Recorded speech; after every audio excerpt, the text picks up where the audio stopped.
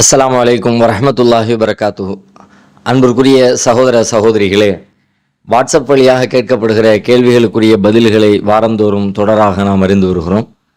அந்த வகையில் தற்பொழுது வந்திருக்கிற கேள்விகளுக்குரிய பதில்களை இப்பொழுது நாம் பார்க்கலாம்.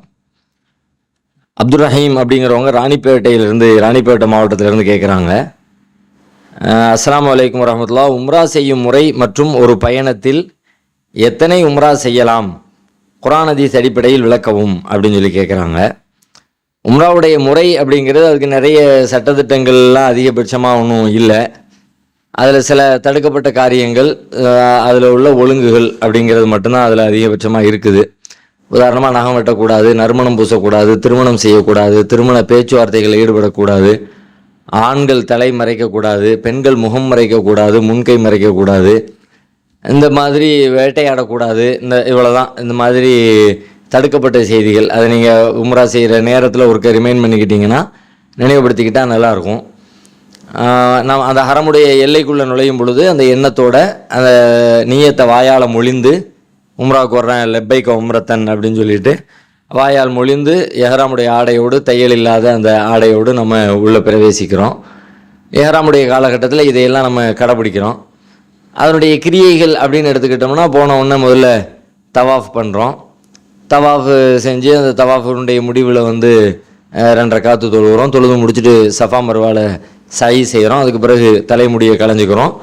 அதோட உம்ராவுடைய சட்டங்கள் நிறைவடைஞ்சிருது. அவ்வளோதான். அதில் மேற்கொண்டு பெரிய பயங்கரமாக சொல்கிற அளவுக்கு, அதை படிக்கிற அளவுக்கு, ஏன்னா சில இடங்களில் இது மாதிரியெல்லாம் நிறைய புத்தகங்கள்லாம் அடித்து கொடுத்து இதை மனப்பாடம் பண்ணுங்க, அதை மனப்பாடம் பண்ணுங்க, அந்த இடத்துல அதை ஓதுங்க, இந்த இடத்துல இதை ஓதுங்கன்னு நிறைய செய்திகள் இருக்குது. 1-2 திக்ருகள் இருக்கிறது, இல்லைன்னு இல்லை.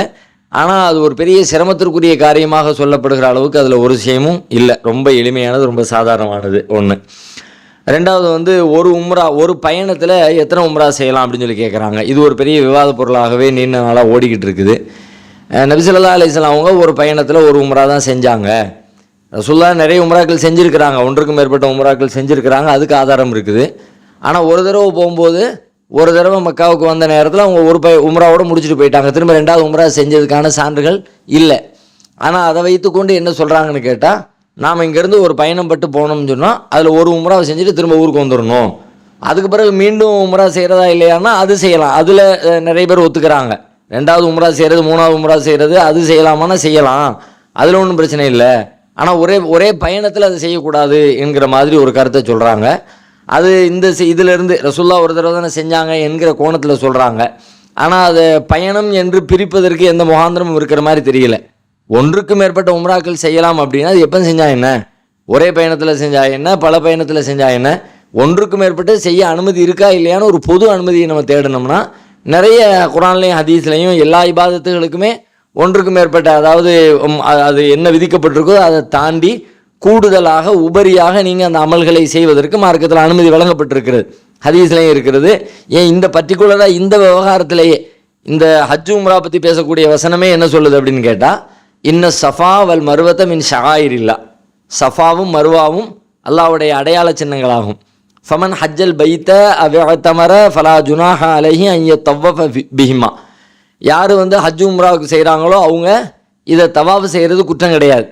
ஏன் அப்படின்னா, அன்னைக்கு குற்றமாக கருதப்பட்டுச்சு. அன்னைக்கு இந்த நிர்வாணமாக அந்த இடத்தையெல்லாம் வலம் வந்துக்கிட்டு இருந்தாங்கல்ல, அந்த மாதிரியான ஒரு இடத்துல நம்ம திரும்பவும் வழிபாடு செய்கிறதான்னு இஸ்லாத்தை ஏற்றுக்கொண்டதற்கு பிறகு நபித்தோழர்களுக்கு ஒரு சந்தேகமும் ஒரு நெருடலும் இருந்துச்சு. அந்த நெருடலை நிவர்த்தி செய்கிற வகையில் தான் அல்லாஹ் இந்த விளக்கத்தை நமக்கு தர்றான். ஃபலா ஜுனாஹ அலைஹிமா அன் யத்தவ்வஃப பிஹிமா, நீங்கள் அதை தவாஃப் பண்ணுறதுல உங்களுக்கு குற்றம்லாம் நீங்கள் நினைக்காதீங்க. இதை தாண்டி ஃபமன் ஹஜ்ஜல் பைத்த அவ் ஃபலா ஜுனாஹ அலைஹி அன் யத்தவ்வஃப பிஹிமா வமன் தத்தவ்வா கைரன் ஃபஇன்னல்லாஹ ஷாக்கிருன் அலீம், யார் மேலதிகமான நல்ல காரியங்களை செஞ்சுக்கிறாங்களோ அவங்களுக்கு அல்லாஹ் நன்றி பாராட்டக்கூடியவனாக இருக்கிறான். அப்படின்னா ஹஜ்ஜு செய்கிறவங்க உம்ரா செய்கிறவங்கன்னு சொல்லிட்டு மேலதிகமாக செய்கிறவங்கன்னா என்ன பொருள், அப்போ கூடுதலாக செஞ்சுக்கலாம் என்கிற கருத்தை தான் அது தருகிறது. அப்போ கூடுதலாக செய்தல் என்பது ஒரு பயணத்திலே செய்யலாமா என்றால், செய்கிறதுல ஒன்றும் தப்போ பிழையோ அது பிதஅத்து குற்றம் அப்படின்னு சொல்கிற மாதிரியான எந்த தடையும் நமக்கு இருக்கிற மாதிரி தெரியல. ஆனால் அதுக்கு காட்டப்படுற ஆதாரம் வேணுமானால் அது முரணானதாக இருக்கலாம். ஆயிஷா நாயகி போய் ஒரு குறிப்பிட்ட இடத்துல அந்த எல்லையில் போய் எஹ்ராம் அணிந்து கொண்டு திரும்ப செஞ்சாங்க என்று சொல்லப்படுகிற ஆதாரம் சரியில்லைங்கிறாங்க.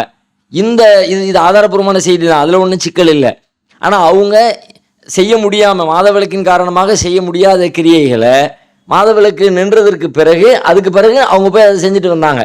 அப்போ அதுக்கு அதை சான்றாக காட்டலாம். இதுக்கு தான் இருக்குது, எனவே வேறு எதுக்கும் இல்லை அப்படின்னு சொல்லுகிற வகையில் அந்த ஹதீஸ் அமையவில்லை.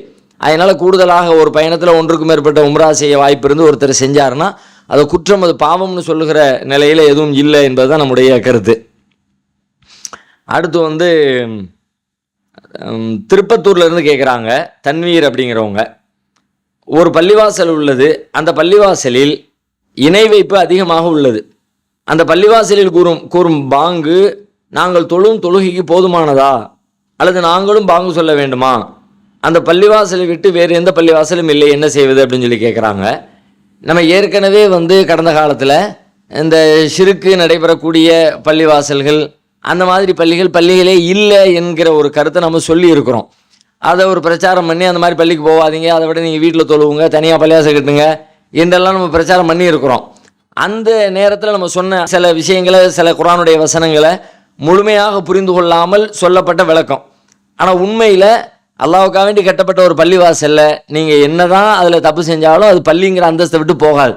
நீங்கள் ஷிருக்கு பண்ணினீங்கன்னா, ஒருத்தர் ஷிருக்கு செய்தார் அப்படின்னா அந்த ஷிருக்கு தவறுன்னு சொல்லலாமே தவிர அதுக்காக வேண்டி அது பள்ளி என்கிற அந்தஸ்தே இல்லாமல் போயிடாது.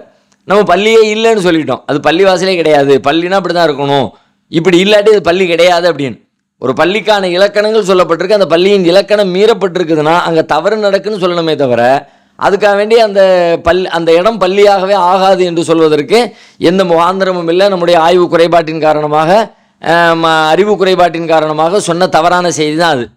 அதுக்கு பிறகு அதை காரண காரியங்களோடு விவரித்து, இல்லை இதுக்கு மாற்றமான நிறைய சான்றுகள் கிடைக்கிறது, காபத்துல்லாவிலே ஷிர்கான காரியங்கள் நடைபெற்று கொண்டிருக்கிற நேரத்தில் நபி ஸல்லல்லாஹு அலைஹி வஸல்லம் தொழுதிருக்கிறாங்க, அதை விட பெரிய வேற என்ன சான்று வேணும்? அது உயர்தரமான பள்ளி, அல்லாஹ்வுடைய முதல் ஆலயம், பல்வேறு சிறப்புகளை கொண்டிருக்கிற அந்த ஆலயம், அந்த ஆலயத்திலேயே அது அதனுடைய புனிதத்தை கெடுக்க முடியாது அப்படின்னா அதன் வழியாக அல்லாஹ் நமக்கு என்ன சொல்ல வர்றான்? ஷிருக்கு செய்கிற காரணத்தினால் அல்லாஹ்வுடைய பள்ளி இல்லை என்கிற அந்தஸ்தை பெறாது அப்படிங்கிறது தான். ஒருத்தர் உங்கள் வீட்டுக்குள்ளே செய்யக்கூடாத காரியத்தை செஞ்சார் அப்படின்னா உங்கள் வீடு இல்லைன்னு அது ஆயிராது. அவர் செஞ்சவர் நீ ஏன் செஞ்சேன்னு அவரை வெளியே அனுப்புகிற வேலையை பார்க்கணும், அது செஞ்சது தப்புன்னு சொல்லணும். அதை விட்டுவிட்டு இது அந்த வீடு என்கிற உரிமையே இல்லாமல் போயிடும்னு சொல்ல முடியாது. அப்போ அல்லாஹ்வுடைய வீடு அல்லாஹ்வுடைய வீடாக இல்லை என்று சொல்லுகிற அந்த வாதம் ஏற்புடையது கிடையாது. இதை நாம் விளக்கி இருக்கிறோம். இது சம்மந்தமான விளக்கங்கள் நம்ம கூடுதலாக நமக்கு தகவல் தந்திருக்கிறோம். இப்போ இவங்களுடைய அந்த அடிப்படையில் தான் நாம் என்ன சொல்லியிருந்தோம்னா, பள்ளியே இல்லைன்னா அங்கிருந்து வரக்கூடிய அழைப்பு மட்டும் எப்படி அங்கீகரிக்கப்பட்ட அழைப்பாக ஒரு பாங்காக நம்ம ஏற்றுக்கொள்ள முடியும்? அதனால் அதை நம்ம பாங்காகவும் எடுத்துக்கொள்ளக்கூடாது.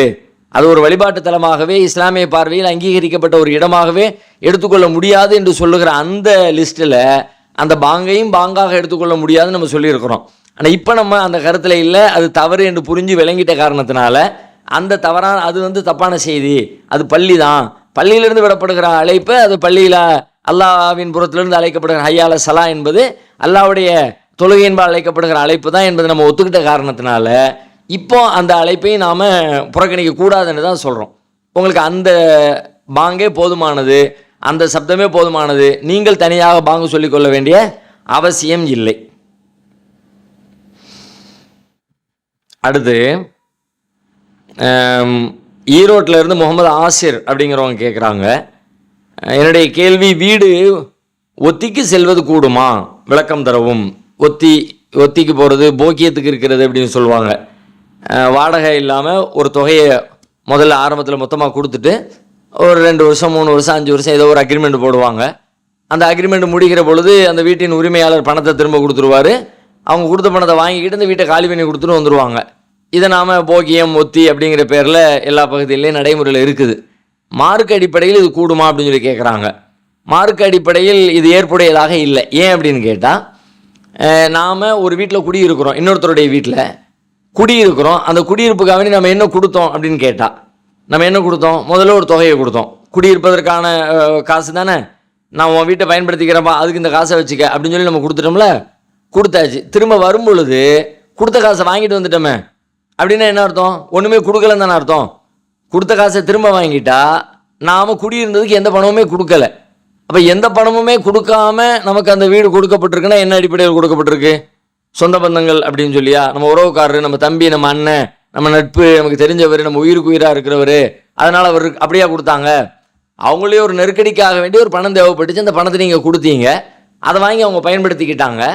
அது உள்ளுக்குள்ளே மறைமுகமாக பேசப்படாத ஒரு அக்ரிமெண்ட் இருக்கிறது. என்ன அக்ரிமெண்ட் இருக்குது அப்படின்னு கேட்டால், இதில் இது ஒரு வீடு 10,000 ரூபா மதிப்புள்ள வாடகை பெறும்னு வச்சுக்கோங்களேன்.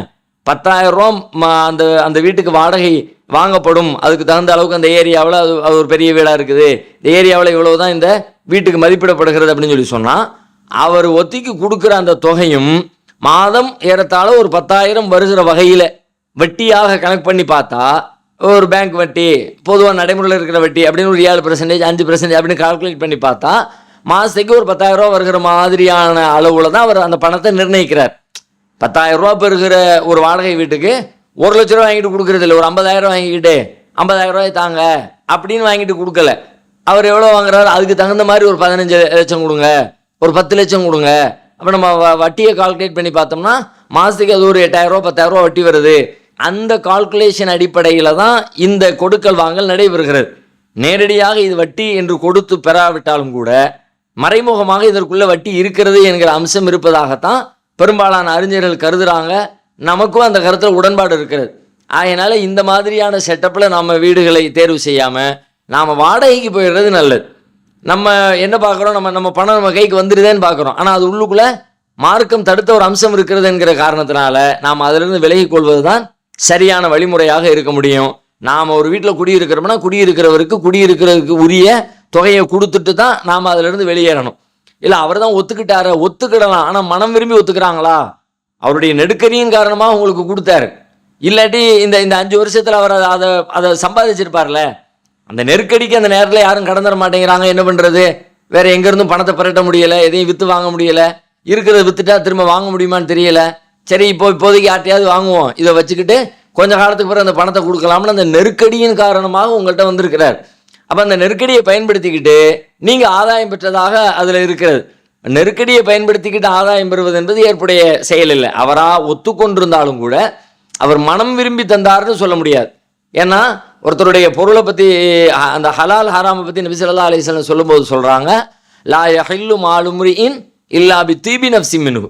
ஒருத்தருடைய பொருள் அவருடைய மன திருப்தியை கொண்டே தவிர ஹலால் ஆகாது. அவர் திருப்தியாக தந்தார் என்பதற்காக வேண்டி ஒத்துக்கிட்டார்னு அர்த்தம் இல்லை. அந்த இடத்துல நம்ம இருந்து பார்த்தா நமக்கு அந்த மன வழி அளவு தெரியும். நம்ம விரும்பி தர்றோமா விரும்பாமல் தர்றோமான்னு தெரியும். ஏன் தர்றோம், நெருக்கடி, வேற என்ன பண்ணுறது அப்படிங்கிற கட்டாயம். ஒரு லஞ்சம் கொடுக்குறாங்க, மனம் விரியாக கொடுக்குறாங்க, லஞ்சத்தை மனம் விரும்பி கொடுக்கலையே, வேறு வழி இல்லை, கொடுக்கலாட்டி நமக்கு இந்த வேலை ஆகாது அப்படி கொடுக்குறாங்கல்ல.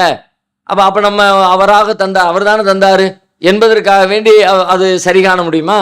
அவரே தந்தாலும் அவரே ஒத்துக்கிட்டு தந்தாலும் அவர் மனம் விரும்பி தரல, மனம் ஒத்து தரல. கிட்டத்தட்ட இந்த போகியத்தில் இருக்கிறதும் இதுவும் அதுக்கு நெருக்கமாக ஒத்து போவதை நம்மளால் பார்க்க முடிகிறது.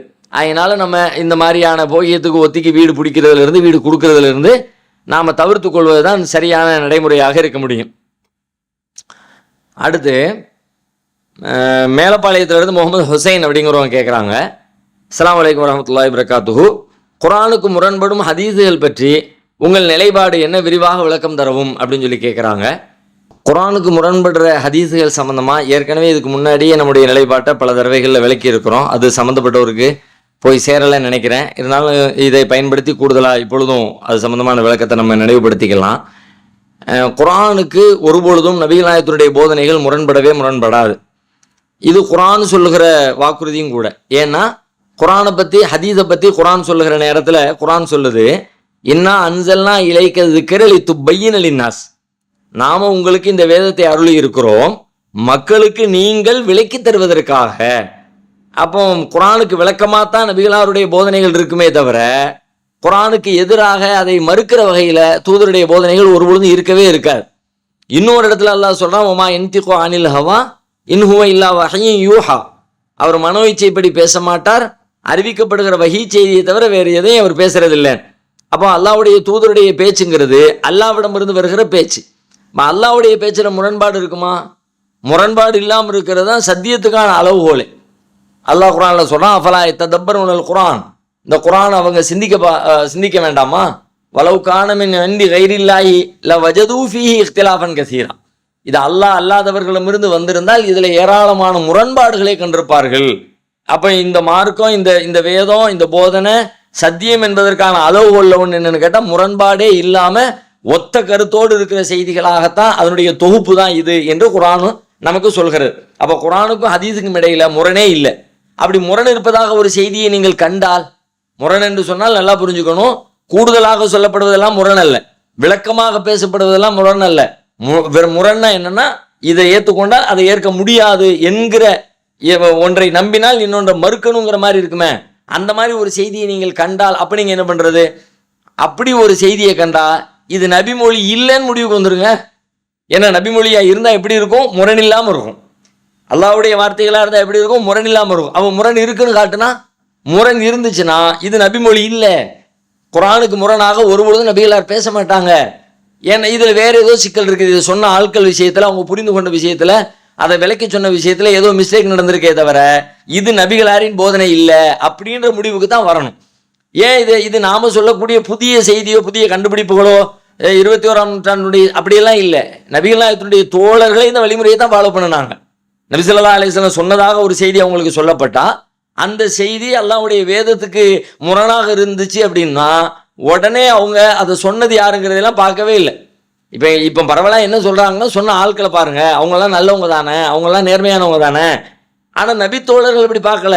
நேர்மையானவங்களே இருந்தாலும் கூட சில நேரத்தில் கவனம் இல்லாமல் கேட்டிருக்கலாம், அதை புரிந்து கொள்றதுல சிக்கல் இருந்திருக்கலாம், ரசூலுல்லாஹ்வுடைய வார்த்தை அமைப்பு ஒன்றா இருந்திருக்கலாம், இவங்க வேற மாதிரி அதை விளங்கி இருக்கலாம். அப்படின்னு தான் சஹாபாக்கள் அதை எடுத்துக்கிட்டாங்க. எடுத்துக்கிட்டு என்ன பண்ணாங்க, ரசூலுல்லாஹ் அப்படிலாம் சொல்ல மாட்டாங்க, எப்படி சொல்லுவாங்க, குர்ஆன்ல அல்லாஹ் இப்படி சொல்லியிருக்கும் போது ரசூலுல்லாஹ் அப்படி சொல்லுவாங்களா அப்படின்னு எப்படிப்பட்ட சஹாபாக்கள்லாம் உமர் ரலியல்லாஹு அன்ஹு சொல்றதெல்லாம் மறுக்கப்பட்டிருக்கிறது. அபூ ஹுரைரா ரலியல்லாஹு அன்ஹு சொல்கிற செய்தி ரசூலுல்லாஹ்வுடைய பெயரால் சொல்லப்பட்ட ஹதீஸ் மறுக்கப்பட்டிருக்கிறது. மறுத்தது யாரு? நம்ம மறுக்கிறது இல்லை, நபி தோழர்களே மறுத்திருக்கிறாங்க, ஆயிஷா நாயகி மறுத்திருக்கிறாங்க. அப்போ உமர் ரலியல்லாஹு அவங்க சொல்றாங்களே, அதுக்கு பின்னாடி கூட இப்போ நம்ம கூட பின்னாடி பல 5 அறிவிப்பாளர் வந்திருக்கிறாங்க, 6 அறிவிப்பாளர் வந்திருக்கிறாங்க, அவங்கள ஒருத்தங்க இப்படி அப்படி அப்படின்னு விமர்சிக்க வேண்டிய தேவையெல்லாம் இருக்கிறது. ஆனால் சஹாபாக்கள் விஷயத்துல விமர்சனமே இல்லை தானே. அறிவிப்பாளர் பட்டியலை எடுத்துக்கொண்டால் அதுல கீழே இருந்து அப்படியே விமர்சிச்சுக்கிட்டே போறவங்க சஹாபி கிட்ட வந்தவொடனே விமர்சனத்தை விட்டுறாங்க தானே. ஏன்னா அவங்களுடைய அதாலத், அவங்களுடைய நேர்மை, நீதம் நிரூபிக்கப்பட்டது, அதுல சந்தேகத்துக்கு இடமே இல்லை. அங்கே ஒரு சந்தேகத்தை கலப்பணும்னா அடுத்து இந்த மார்க்கத்தினுடைய எந்த விஷயத்தை நம்ம எல்லாத்தையும் அவங்க வழியாகத்தான் நம்ம கேட்க வேண்டிய, பெற வேண்டிய தேவை இருக்கிறது. அதனால அந்த விவாதத்துக்குள்ள போகக்கூடாதுன்னு ஹதீஸ்களை அறிஞர்கள் எல்லாம் ஒரு விதியை வகுத்து வச்சாங்க தானே. அப்படி வகுக்கப்பட்டிருக்கிற நிலையில அவ்வளவு நீதம் நிரூபிக்கப்பட்ட நபித்தோழர்கள் நபி ஸல்லல்லாஹு அலைஹி வஸல்லம் சொன்னாங்கன்னு ஒரு செய்தி சொல்லப்பட்டது.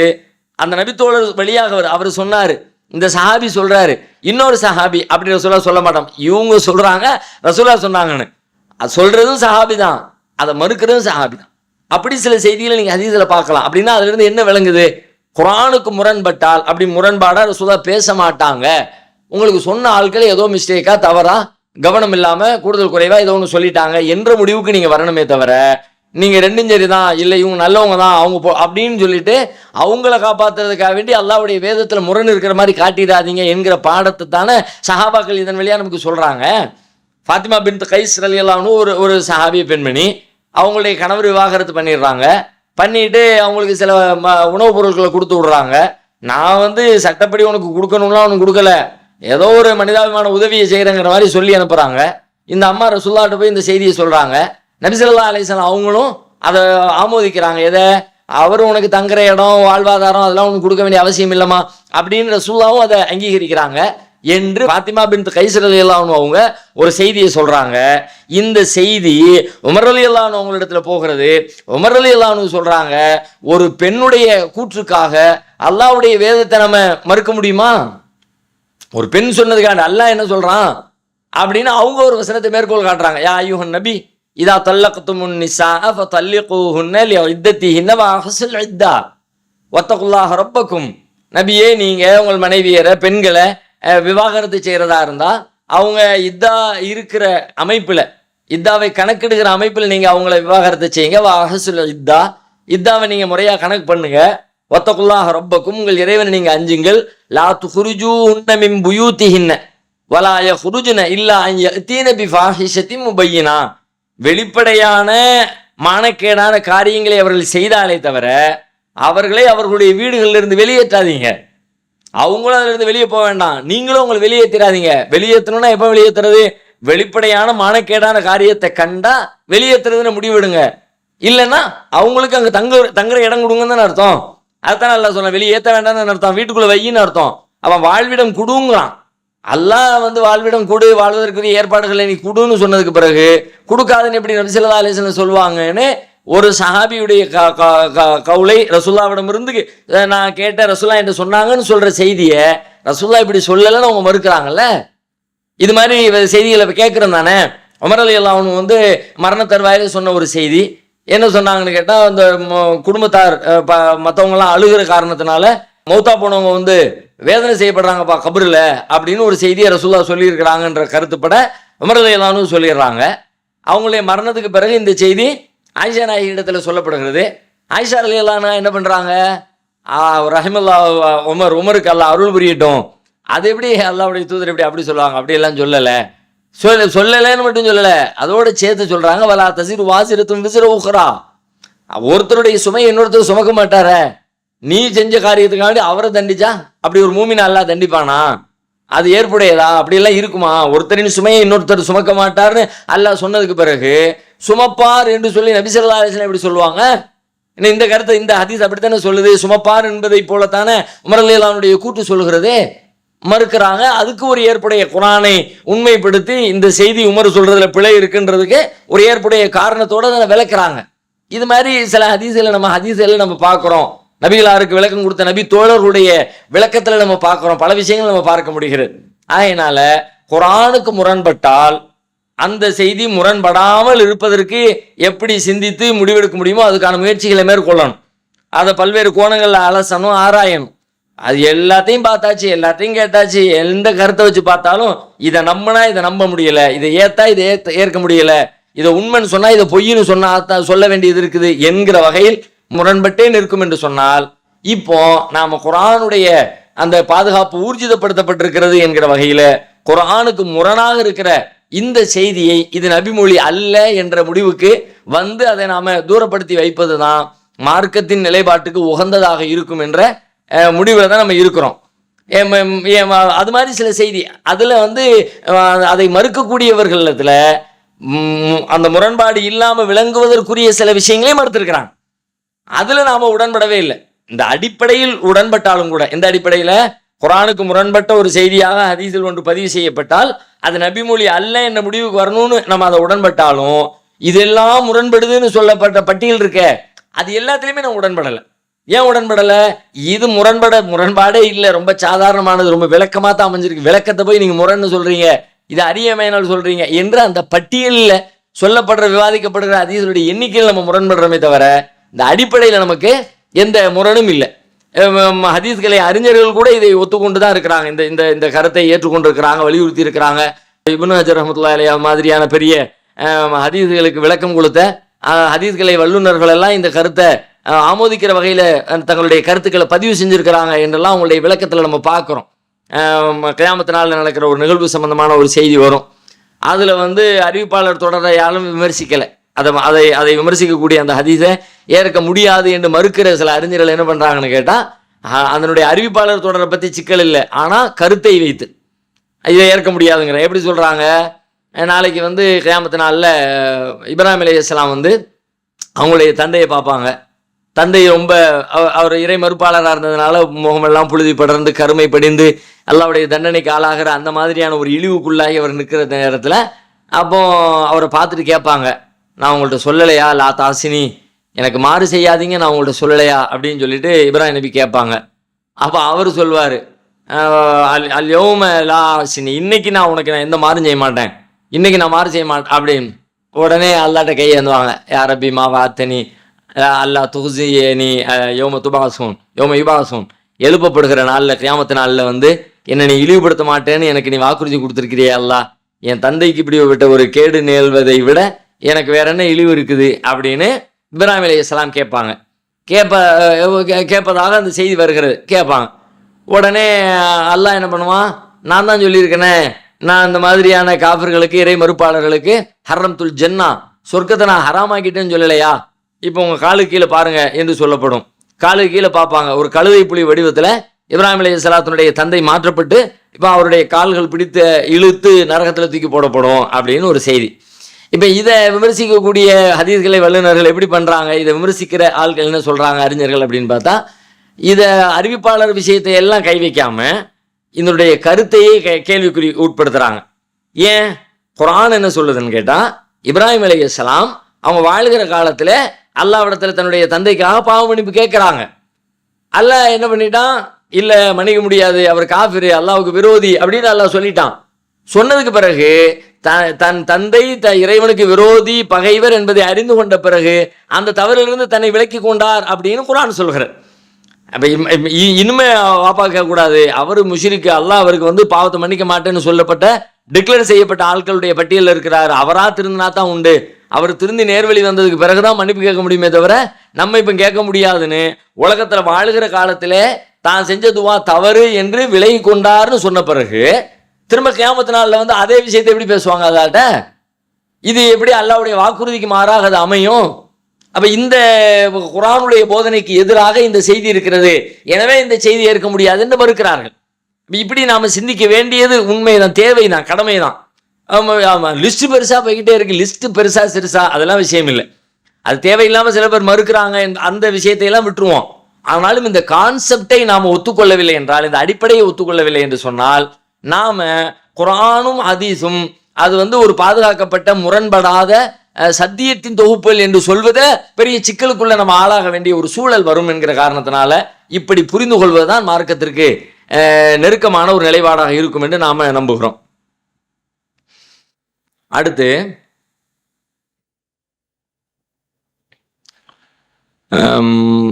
தூத்துக்குடி மாவட்டம் திருவைகுண்டத்திலிருந்து கேட்குறாங்க, ஆமீன் அப்படிங்கிறவங்க கேட்குறாங்க, ஒயின் ஷாப்பு பக்கத்தில் பங்கு கடையில் வேலை செய்கிறேன், அங்கே சிகரெட்டு பாக்கு விற்பனையில் உள்ளது, அதை நான் வியாபாரம் செய்கிறேன், இது சரியா தவறா அப்படின்னு சொல்லி கேட்குறாங்க.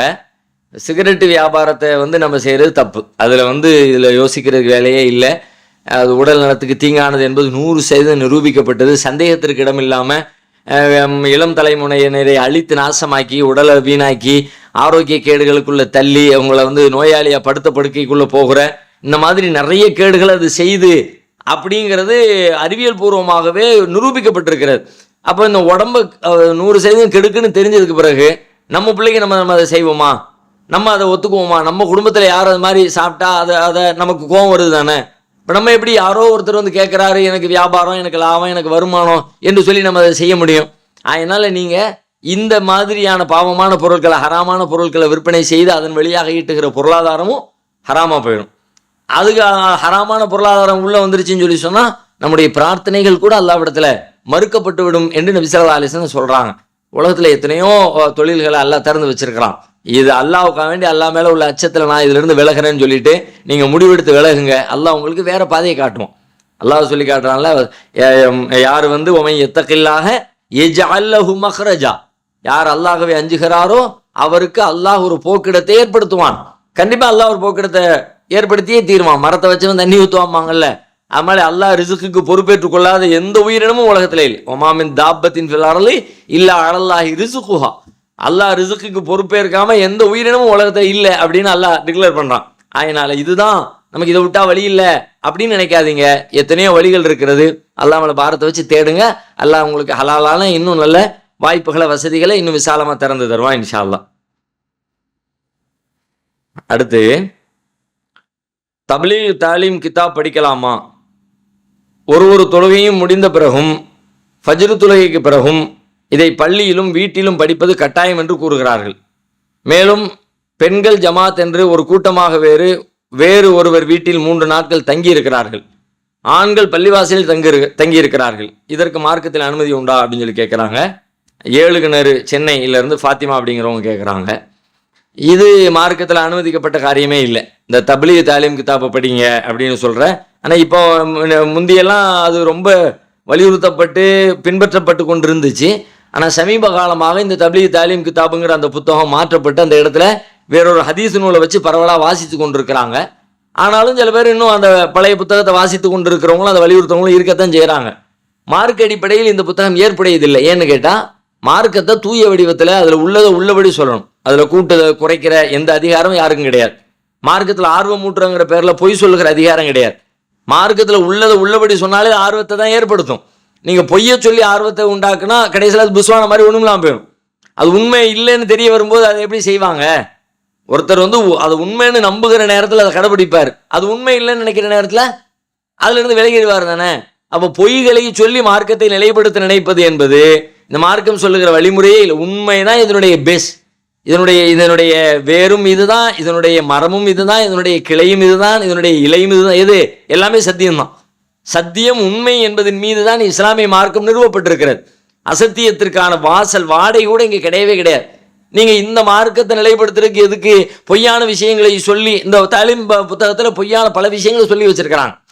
அவங்க என்ன பண்ணி வச்சிருக்கிறாங்கன்னு கேட்டால், மார்க்கத்தை நிலைப்படுத்துகிறோம் ஒரு நல்லெண்ணத்தில் மக்களை தொலை வைக்கணும்னு சொல்லிட்டு, தொழுகையினால் என்னென்ன கிடைக்கும் தெரியுமா, அந்த ஆலிம்சாக்கு என்ன கிடைச்சிது, இந்த மனிதருக்கு என்ன கிடைச்சிது, அது பெரியாருக்கு என்ன கிடைச்சிச்சு, அது அப்படிலாம் ஒன்றுமே கிடைக்கிது. கிடைக்காததையெல்லாம் கிடைச்ச மாதிரி எழுதி வச்சுருப்பாங்க.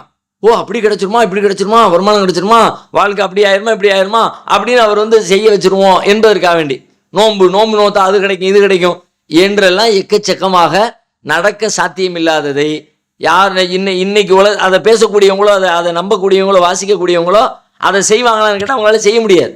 நீ கேளுங்களேன், நீங்கள் குழவி கொட்டியும் அசையாமல் தொழுது பெரியார் அப்படிம்பாங்க. கொசு கடிக்கும் போது அடிக்காமல் தொழுகிறாங்களான்னு பார்க்க சொல்லுங்க. கொசு கடிக்குது அடிக்காமல் சொல்ல முடியல, நீங்கள் குழவி கட்டி எப்படி அப்படின்ற கேள்விக்கு பதில் சொல்ல முடியாது. அப்படியெல்லாம் மார்க்கம் இருக்கவும் சொல்லலை. கண்ணுக்கு முன்னாடி ஒரு பாம்பு ஒன்று போகுது அப்படின்னு சொன்னால் வீட்டுக்குள்ளே நீங்கள் தொழுதுகிட்டு இருக்கிறீங்க, உங்களால் எப்படி தொழ முடியும்? தொழுகை விட்டுட்டு போய் பாம்பு அடிங்க முதல்ல, அதுக்கப்புறம் நிம்மதியாக அல்லாஹ் வணங்க முடியும். இல்லைன்னா நீங்கள் மனசுக்குள்ளே பூரா பாம்பு ஓடிக்கிட்டே இருக்கும். வெறும் அரமான மாளிகை இப்படி சொல்கிறதுனால என்ன புண்ணியம்? இப்படியான ஒரு சடங்கு முறையான இபாதத்தை மார்க்கம் சொல்லலை. ஒரு ஆன்மீக பண்படுத்துகிற உள்ளத்தை கல்வை பரிசுத்தப்படுத்துகிற ஒரு ஈடுபாட்டோடு கூடிய வழிபாட்டை தான் இஸ்லாம் வழிமொழிகிறது. ஆனால் இந்த தப்லீக் தாலீம் புத்தகம் என்பது நிறைய கதைகளையும் நிறைய தவறான செய்திகளையும் விளக்கம் என்கிற பெயரில் மக்களுக்கு சொல்லிக் கொடுத்து அதை பொய்யான விஷயங்களை மையமாக வைத்து உண்மையை நிலைநாட்ட பாடுபடுகிறது. உண்மையை வைத்தே உண்மையை நிலைநாட்டணும், அதுதான் இஸ்லாம். பொய்யை வைத்து உண்மையை நிலைநாட்டுவதற்கு உண்மைக்கு எதுக்குங்க பொய்ங்கிற ஒரு சான்று எதுக்கு? பொய்யுடைய சாட்சி எதுக்கு? தேவையே இல்லை, அவசியமே இல்லை. சொல்ல போனால் குர்ஆனுக்கும் ஹதீஸ்லையும் சொல்லப்பட்டிருக்கிற ரொம்ப சாதாரணமான செய்திகளுக்கெல்லாம் முரண்பாடாக எழுதி வச்சிருப்பாங்க. லைலத்துல் கத்ர் இரவு எந்த மாதத்தில் இருக்குன்னு கேட்டால் முஸ்லீம் சமூகத்தில் இருக்க எல்லாரும் சொல்லுவாங்க ரமதான் மாதத்தில் இருக்குன்னு. ரொம்ப சாதாரணமான செய்தி. நீங்கள் தாலீம் கிதாபில் எடுத்து பாருங்கள். ஒரு பெரியார் ஷாபான் மாதத்தில் லைலத்துல் கத்ரை தரிசித்தார் அப்படின்னு. இதை விட வேற என்ன வேணும்? லைலத்துல் கத்ர் ரமலானில் இருக்குங்கிறது அவ்வளவு சாதாரணமான திரும்ப திரும்ப சொல்லப்பட்ட பேசப்பட்ட நபிமொழிகளில் பறந்து விரிந்து சொல்லப்பட்டிருக்கிற விஷயங்கள்ல ஒன்று. ஷாபான் மாதத்தில் அவர் லைலத்துல் கத்ரை பார்த்தாரு என்று சொன்னால், இப்போ லைலத்துல் கத்ரை வச்சவன் சொல்கிறான் ரமலான்னு, இவர் சொல்கிறாரு ஷாபான். இப்போ நான் எதை ஏற்றுக்கிறது, எதை நம்புறது, எதை கடைபிடிக்கிறது? லைலத்துல் கத்ருக்காக வேண்டி இபாதத்தை செய்கிறது எந்த மாதத்தில் செய்கிறது? ரமலானை விட்டுட்டு ஷாபானில் செஞ்சு எல்லா இடத்துல நன்மை பெற முடியுமா? அதனால் இதுவெல்லாம் பின்னாடி வந்தவர்கள் உருவாக்கிய வழிமுறைகள். 3 நாட்கள் வெளியில் போய் தங்கி சில நல்ல காரியங்களுக்காக வேண்டி ஒரு 3 நாள் 4 நாள் போகிறோம், ஒரு தொழுகைக்கு அழைக்கிறோம், நற்கிரியைகளை செய்கிறோம் அப்படின்னு அவங்க அதை நம்ம அந்த கான்செப்டை கூட சொல்லலை. ஆமாம், தொழுகைக்கு அழைக்கிறதுக்காக வேண்டி எங்களுடைய கால நேரத்தை ஒதுக்கி வச்சு நாங்கள் போய் வெளியூர்களில் போய் 2 நாள் 3 நாள் தங்கி பாடுபடுங்க, தப்பு இல்லை. ஆனால் உண்மையின் அடிப்படையில் அமைச்சுக்குங்க. நபி ஸல்லல்லாஹு அலைஹி வஸல்லம் சொன்ன அடிப்படையில் அந்த போதனைகளை உங்களுடைய வழிமுறைகளை அமைச்சுக்குங்க என்பதுதான் நம்முடைய ஒரே கோரிக்கை. அதனால் இந்த தப்லீக் தாலீம் கிதாபை படிப்பது, அதை ஏதோ மார்க்கம்னு நினைப்பது, அதில் இருக்கிற விஷயங்களை கடைபிடிக்க முயற்சி எடுப்பது என்பது மார்க்கத்திற்கு உகந்த உடன்பாடான விஷயம் இல்லை. அடுத்து மலேசியாவிலிருந்து அன்வர் பாஷா அப்படிங்கிறவங்க கேட்குறாங்க, கூட பிறந்த அண்ணன் பிள்ளை தம்பி பிள்ளைகளுக்குள் திருமண உறவு வைத்துக் கொள்ளலாமா? அக்கா தங்கச்சிகள் பிள்ளைகளுக்குள் திருமண உறவு வைத்துக் கொள்ளலாமா அப்படின்னு சொல்லி கேட்குறாங்க. தாராளமாக வச்சுக்கலாம், ஒன்றும் தப்பு இல்லை. ஆனால் இதுக்கெல்லாம் நம்ம என்ன பேர் சொல்லுவோம்னு கேட்டால் அண்ணன் தம்பி தங்கச்சின்னு சொல்லி சொல்லுவோம். இப்போ அண்ணன் பையனும் தம்பி பையனுமா இருந்தால் 2 பேருக்கு என்ன சொல்லுவோம்? அண்ணன் தம்பி, அண்ணன் அக்கா தங்கச்சி அப்படின்னு சொல்லி சொல்லுவோம்.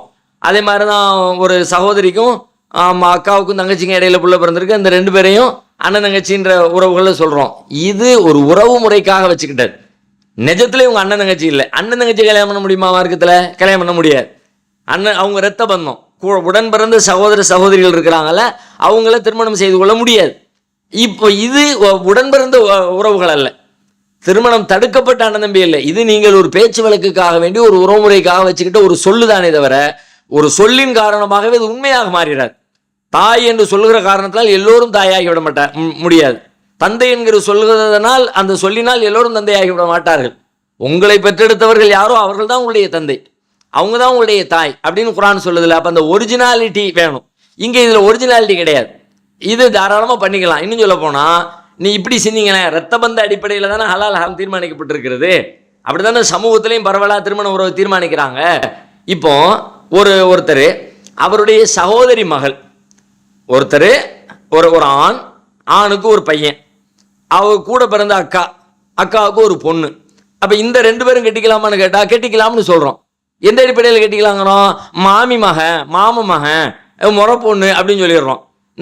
இந்த மாமி மாமான்னு சொல்கிறதுல இருக்கிற ரத்தம் என்ன? அண்ணன் உடம்புல என்ன ரத்தம் ஓடுதோ அதே தான் அக்கா உடம்புல ஓடுது. அக்கா உடம்புல ஓடுறது அக்காவுடைய புள்ள உடம்புல ஓடுது. இந்த அண்ணன் உடம்புல ஓடுறது அண்ணனுடைய மகன் உடம்புல ஓடுது. ஒரே ரத்தம் தான். இப்படி வச்சுக்கல. இது அப்படிங்கிறீங்க. இது இந்த அண்ணன் கூட பிறந்த இன்னொரு அண்ணனுடைய அல்லது அண்ணன் கூட பிறந்த இன்னொரு தம்பியுடைய புள்ள, அவங்களுக்கு இவங்களுக்கு என்ன வித்தியாசம்? அண்ணன் கூட பிறந்த அக்கா மகளை கட்டிக்கலாம், அண்ணன் கூட பிறந்த ஆம்பளை கூட பிறந்த தங்கச்சி மகளை கட்டிக்கலாம், அண்ணன் கூட பிறந்த அண்ணன் மகளை கட்டுறதுல என்ன சிக்கல்? எல்லாம் அந்த ரத்தம் என்கிற அடிப்படையில் பார்த்தா எல்லாம் ஒரே ரத்தம் தானே, ஒரே பெல்ட் தானே. தமிழில் ஒரு பழமொழி ஒன்று சொல்லுவாங்கல்ல, அத்தைக்கு மீச முளைச்சா சித்தப்பேன். அத்தைக்கு மீச முளைச்சா சித்தப்பேன் என்ன பொருள்? அத்தைக்கு மீச முளைச்சானா அத்தையா இருக்க வேண்டிய பொம்பளையா பிறந்தா அத்தைன்ட்டோம், மாமின்னு சொல்லிட்டோம். அந்த இடத்துல மீச முளைச்ச ஒரு ஆம்பளையா பிறந்துட்டான்னு வச்சுக்கோங்க, அப்போ அப்பா கூட பிறந்தவர் சித்தப்பான்னு தானே சொல்லுவோம். அப்பா கூட பிறந்த பொம்பளைய அத்தைங்கிற, அப்பா கூட பிறந்த ஆம்பளைய சித்தப்பா அப்படின்னு சொல்லிடுறீங்கிறாங்க. அப்படின்னா என்ன வித்தியாசம் கேட்குறேன்? ஒன்றும் டிஃப்ரெண்ட் இல்லை, எல்லாம் ஒன்று. இந்த உறவும் அந்த உறவும் ஒன்று தான், ரெண்டும் ஒரு இரத்த உறவு தான். இது அனுமதிக்கப்பட்டதான், மார்க்கத்தில் தப்பும் கிடையாது. இன்னும் சொல்ல போனால் குர்ஆன்ல அல்லாஹ் ரப்புல் ஆலமீன் சூரத்து நிசாவில் ஒரு நீண்ட அத்தியாயம் 4வது ஜுஸுனுடைய கடைசி வசனமே அதான். அந்த வசனத்தை நீங்கள் படித்து பாருங்க.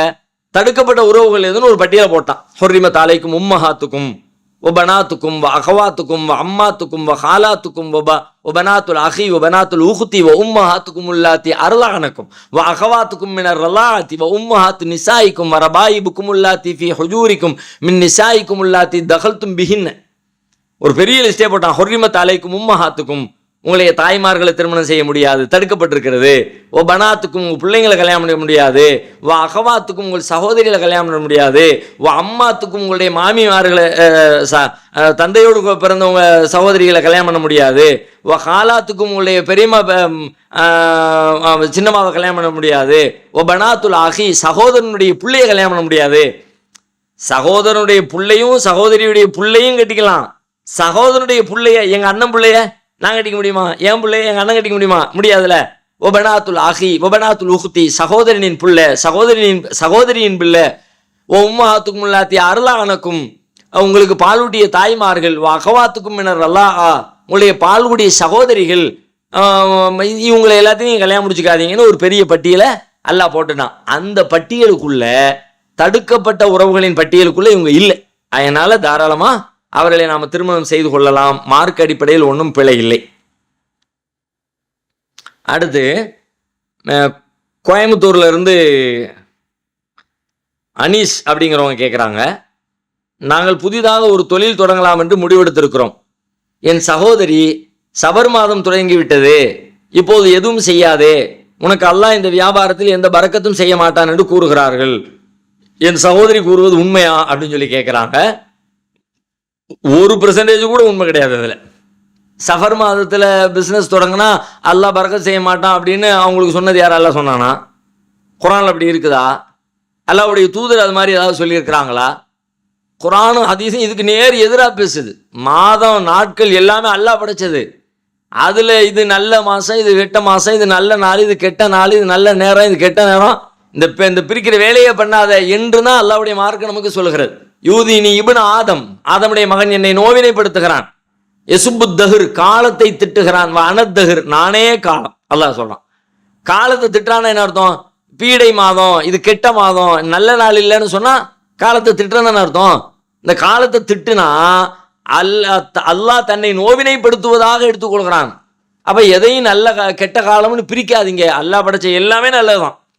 ஒவ்வொருத்தருக்கும் அவர் செய்கிற செயலை பொறுத்து, அவர் அடைகிற வாழ்வின் அமைப்புகளை பொறுத்து அவருக்கு நல்லதாகவோ கெட்டதாகவோ மாறுமே தவிர, எந்த மாதமும் எந்த காலமும் எந்த நேரமும் ஒரு மனிதனுக்கு நன்மையை தீமையை கொண்டு வந்து சேர்க்கவே சேர்க்காது. காலத்துக்கு அதுக்கு எந்த சம்பந்தமும் இல்லை என்பதுதான் இஸ்லாத்தின் நிலை. இன்னும் சொல்ல போனா, இந்த சஃபர் மாதம் பீடை மாதம் அப்படின்னு எதை வச்சு சொல்றாங்க? சஃபர் மாதம் பீடை என்பது நபி ஸல்லல்லாஹு அலைஹி வஸல்லம் அதுலலாம் நோய்வாய்ப்பட்டாங்க. எந்த நோய்? மரண நோய். நபிகளார் எந்த நோயில மரணிச்சாங்களோ அந்த மரணித்ததற்கான நோய் காய்ச்சல் வந்துச்சுல்ல, அந்த காய்ச்சல் எந்த மாசத்துல வந்துச்சுன்னு பார்த்தா சஃபர்ல வந்துச்சு.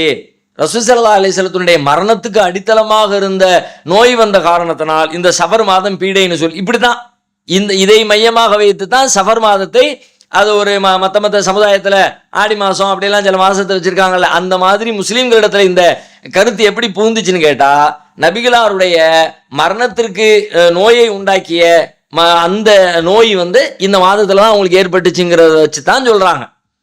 சரி, ஒரு வாதத்துக்கு சொன்னால் கூட ரசூல்லாவுக்கு நோய் வந்த மாதமே பீட மாதம்னா, ரசூல்லா மூத்தா போன மாதம் எவ்வளோ பீட மாதம் சொல்லுனீங்க? பிரபீலோவில் கொண்டாடுறீங்கள நீங்கள்?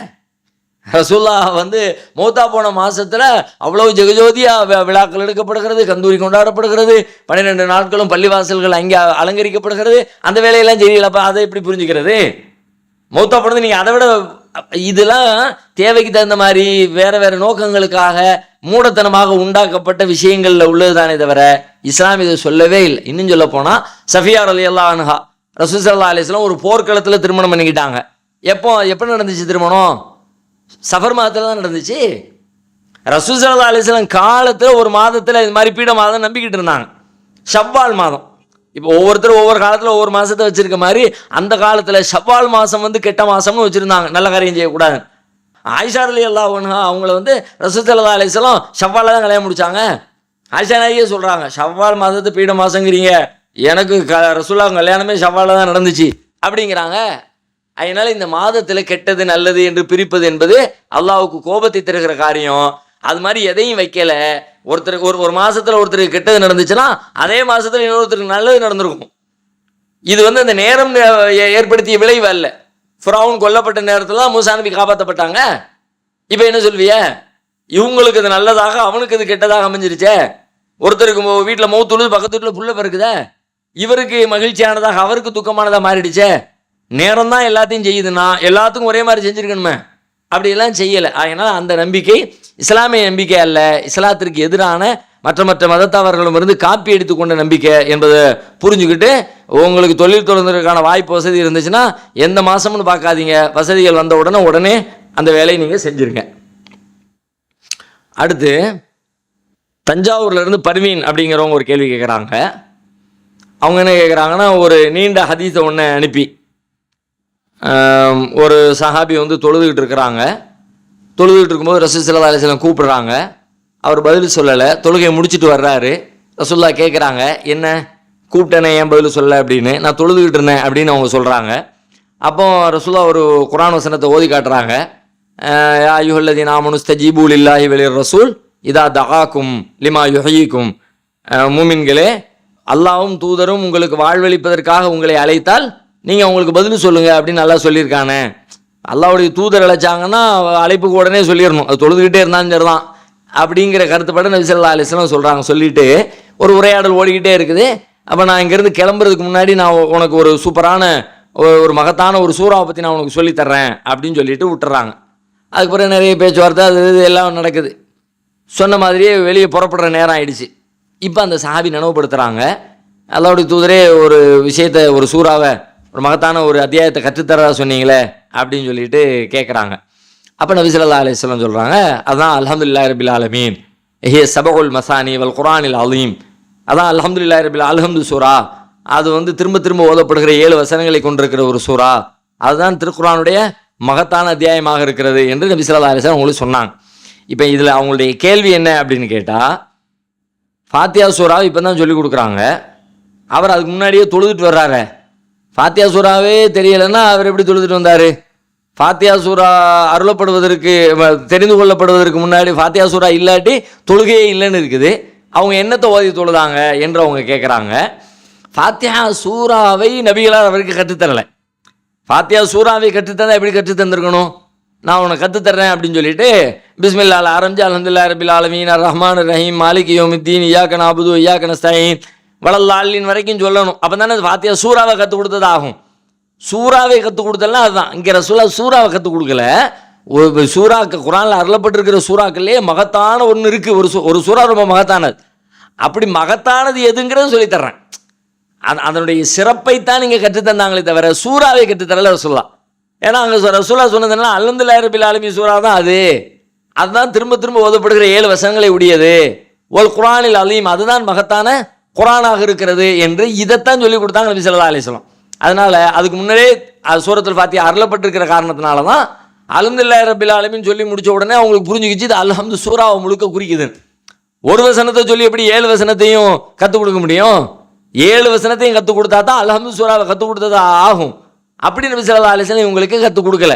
ரசூலுல்லாஹ் என்னத்தை கற்றுக் கொடுத்தாங்கன்னு கேட்டால், இந்த சூறா இருக்குல்ல, இதுதான் இவ்வளவு சிறப்பான சூறா, மற்ற எந்த சூறாவும் இதுக்கு கிட்ட இல்லை, இதுதான் உம்முல் குர்ஆன், குர்ஆனுடைய தாய் என்று சொல்லப்படுகிற சிறப்பு வாய்ந்தது என்ற அந்த சிறப்பை மேன்மையை தான் நபிகளார் கற்றுக் கொடுத்தாங்களே தவிர சூறாவை புதிதாக அவருக்கு கற்றுக் கொடுத்து அதுக்கு பிறகுதான் அவர் கற்றுக்கிட்டு தொலை போனார் என்கிற கருத்து நீங்கள் அந்த ஹதீஸை படித்து பார்த்தாலே உங்களுக்கு விளங்கும்.